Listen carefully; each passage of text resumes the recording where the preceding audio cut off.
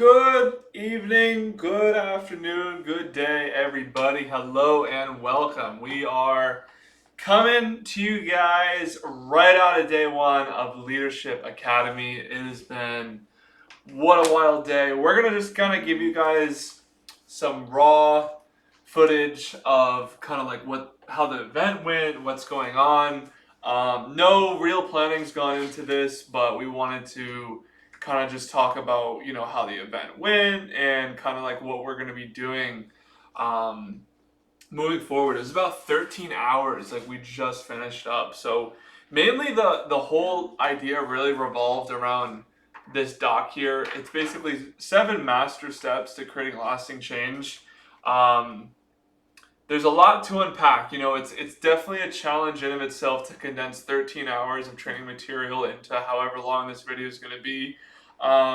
My head is still kind of like not pounding, but definitely racing from today's event. But it was definitely very fruitful. How do you think it went? Today was, jam-packed with a bunch of steps and routines that are utilized for creating lasting change in individuals. I think there's a lot to think about and digest, but a lot of it just revolves around invisible forces and what it means to be a leader. Yeah, and I think, like when you put definition of leadership, obviously, like you can, it means, I feel like sometimes some words mean some different things to some other people. But what really stood out to me was leadership is feeling and caring, like you want to be able to lead people to the truth and be really holistic when it comes to your motives. I think that was a really big one for me. Because, like, you don't want to just, like, bribe people or lead people away from the truth. And, um, like, there's a lot of responsibility when it comes to having leadership, is what I'm realizing. And how your attention and intention and your identity and everything, how all that plays into the equation. It was cool to really just put a little bit more definition to leadership rather than just, your typical, like, oh, like, I'm going to become a better leader or whatever. Um, it was nice to kind of take the day and the next 3 days to really, put more definition to this and what it's going to mean. I mean, bottom line though, my biggest thing was really, um, it was like a note that I wrote here. I wrote like hundreds of sticky notes as how all the events go. But it's like, you got to make a decision, right? A decision to really cherish your relationships. That's my like whole decision. And to really like align my intentions with the motives and the identity and the attention that I give people, because I feel as if in the past, when you talk about self leadership or leadership, when you try to serve people, I've always had kind of a faulty paradigm around, what are my motives with people? Like, what are my intentions with people? How do I think about myself and making decisions with people? And I feel like it's cost me a lot of relationships. It's cost me a lot of, sales and deals. And um, it's just really interesting to see how leadership really is the overlap of these, pieces that are life mastery, or not life mastery, but leadership academy. We just went through life mastery like a month ago, so it's all the events kind of similar names, but yeah, that was probably like, if I were to put it in a word, that'd probably be the biggest piece, second to the first piece here with the master steps, to creating lasting change. It's like twofold, right? It's like you want to be able to help people have somewhat of a framework or a process to change people's lives for the better. And then it's like how you kind of identify yourself, and then outward facing, how you identify with the relationships and the interactions you have with people, the type of communication you have with people, all that stuff. So that was pretty much my take if I were to give one. What about you? Yeah, it's definitely a big piece of it, like you're mentioning, is identity with self and how you perceive other people. I know that who I am as a person going into leadership academy, I didn't really feel as though I was a leader. I think one of the main reasons I wanted to attend this event is so that I could find my role as a leader. And what I'm seeing is it's really built upon beliefs, that deep caring for people, and building a rapport, understanding somebody's world and why they do what they do. And then I realized I had a breakthrough.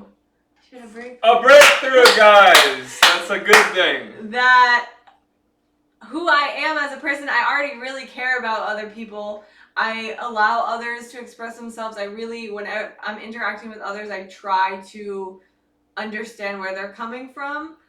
I just never connected that with leadership. I thought leadership was more of a like, I'm gonna pull you this way type of thing, but Yeah. it's not. It's like the Aikido. It's you're like gonna, a dance, yeah. Yeah, you're gonna take like their force and like align it with yours. And that made me realize that I have qualities that would make me a really great leader. A great thing that we did during today, the blur of the day that it was we kind of coached people. So that was a huge We'll lead people. Lead, like, it's like there's like breakout groups. It's not necessarily like coaching. It's more like running through these 7 steps, right? It's like once you understand how to connect with somebody, annihilate their pattern, if you will, and then I think the biggest thing was like solve their problem or define their problem in solvable terms. Like, I think that just makes everything easier, right? And then tap into resources, conditioning the change until it becomes a habit, and then just checking for ecology, linking to a higher purpose and empowering environment. I think there's also, that's kind of like the better, breakdown, I guess. Well, I was talking about the anchoring exercise, but like the methodology. Yeah. So it was really cool to see other people on the journey as well to becoming leaders and building rapport. That was a big one. I think you learned some lessons there. Yeah, rapport is great. You don't want to break rapport. And like that's the thing too with leadership, right? It's like leadership starts with yourself. I think that's probably another great takeaway is you're only as good of a leader as good as your level of self-awareness, right? Because what I just explained, like in my first snippet, was, like how aware am I about my intentions with people? How aware are you with your intentions with people? How aware are you with your motives with people? Like, what are your subconscious motives with people because of your programming and your identity that you've built up that's allowed you to lead the way that you're currently leading? Like, are you questioning that? I was kind of not dumbfounded, but like when I made the connection, I was like, man, that's crazy. I have maybe not had the level of leadership for myself and then to other people because of the way of how I've thought of it's like it's so crazy, man, because like I said, like collapsing all 13 hours into one thing, but it's like having your internal identity and your internal leadership and then your external leadership, it just goes hand in hand. I think that's really the thing, kind of what I want to highlight is if how you're leading yourself is how you're leading other people, I think is really the bottom line. And if you're not aware of how you lead yourself, then you'll never know how you lead other people. And then if you're trying to get objective with it all, it's like, man, you gotta become aware of these things about yourself and how it plays into your relationships and with the results that you're getting in your life. And I don't know, I'm just starting to form a whole holistic understanding of leadership after this first day. And we have 3 more days. It's like another 36 hours of training, which is crazy to think about, but so far so good. Yeah, I'm excited. Did you make any decisions today that you're going to carry forward? Yeah, I mean, it was 3 decisions of the 45,000 notes that I wrote down, but you can share yours first. My decisions really came across the theme of language and voice. So that's a big thing when you're going to be a leader, right? How do you lead? You lead with your voice and your thoughts and your beliefs and how you can, bring somebody to a better awareness level. One thing that really spoke out was agreement frames. So this is where if you're in a conflict with someone or in a disagreement, there's 3 language patterns you can use instead of using but. Because when you say but, that just negates everything you said that was positive. So you can try these language patterns with somebody you're talking to. I'm going to start implementing this immediately. So I appreciate and, I respect and, I agree and it's a way of still getting your point across while also hearing their point. I really liked that.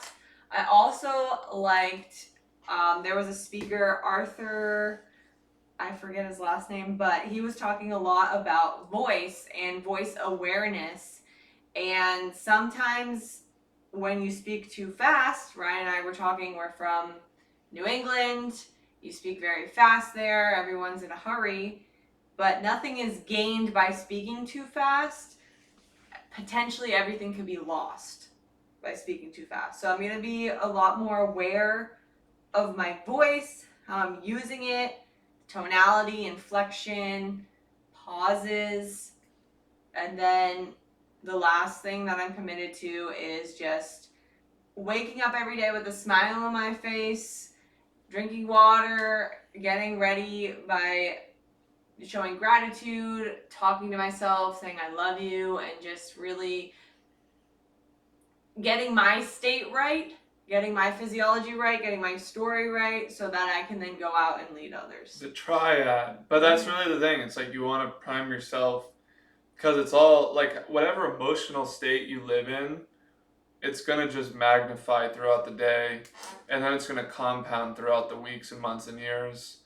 But yeah, so I had 3 decisions and I think after today, one of the biggest things for me was, well, I had it in this order, but I think this order might be better. It's really firstly to align my conscious and subconscious motives with my identity and with my intention to give my relationships the right attention that they need, to cherish them and be more positive rather than just being like, oh, let me have like not healthy motives with people. I think that's just, really crappy thing that maybe I've lived my life and been like, oh, I'm gonna just not talk to people because, of my identity or of my intention or of my attention or their lack of for my relationship. So it's just being more intentional and giving people attention and caring and feeling, like I said.